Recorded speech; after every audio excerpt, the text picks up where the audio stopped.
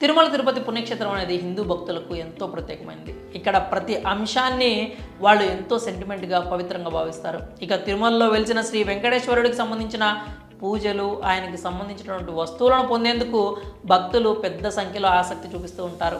ఈ క్రమంలోనే భక్తుల మనోభావాలు, ఇతర అంశాలను పరిగణలోకి తీసుకుంటూ టీటీడీ కీలక నిర్ణయాలు తీసుకుంటోంది. తాజాగా ఓ విషయంలో తిరుమల తిరుపతి దేవస్థానం బోర్డు కీలక నిర్ణయం తీసుకుంది. ఇది శ్రీవారి మహిళా భక్తులకు శుభవార్త అనే చెప్పాలి.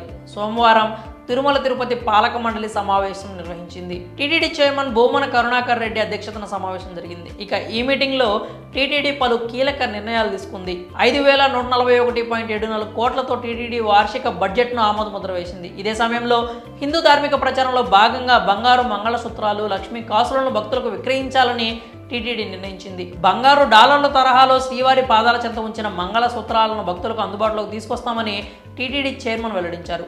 మహిళల కోసం మంగళసూత్రాలను, లక్ష్మీ కాసులను తయారు చేయాలని నిర్ణయం తీసుకున్నట్లు ఆయన వెల్లడించారు. లాభాపేక్ష లేకుండా వీటిని విక్రయిస్తామంటూ భూమన కరుణాకర్ రెడ్డి తెలిపారు. హైందవ స్త్రీలకు ఈ మంగళసూత్రాలు, లక్ష్మీ కాసులు ఒక అమూల్యమైనటువంటి కానుక అని ఆయన పేర్కొన్నారు. ఇదే సమయంలో మరికొన్ని ఇతర అంశాలపై టీటీడీ కీలక నిర్ణయం తీసుకుంది. టీటీడీ ఉద్యోగుల ఇళ్ల స్థలాల్లో గ్రావెల్ రోడ్డు నిర్మాణానికి ఆమోదం పడింది.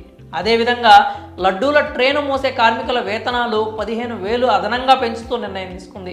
అలాగే వేద పాఠశాలల్లో 51 మంది సంభావన గురువులకు జీతం 34,000 నుంచి 54,000కు పెంచుతూ నిర్ణయం తీసుకున్నారు. టీటీడీ ఆధ్వర్యంలో నడుస్తున్న 60 దేవాలయాల్లో పనిచేసేందుకు నూతనంగా పోస్టుల మంజూరుకు ప్రభుత్వానికి ప్రతిపాదనలు పంపామని తెలియజేశారు.